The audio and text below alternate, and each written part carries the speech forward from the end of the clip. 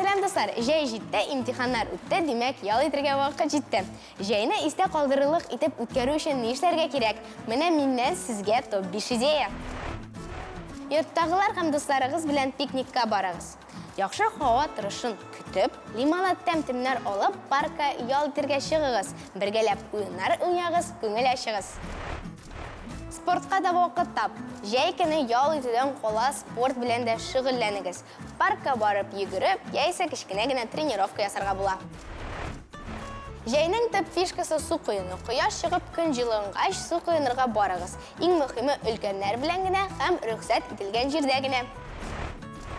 Әлбәттә, таң каршы алу. Бу вакытта дусларыгыз да яныгызда булса, бу иртә озакка истә калачак. Шәһәребезнең яңа урыннары белән танышыгыз. Яңа парклар, музейлар, бәйрәмнәргә барып күңел ачыгыз. Шул вакытта җәйгез кызыклы да, файдалы да булачак.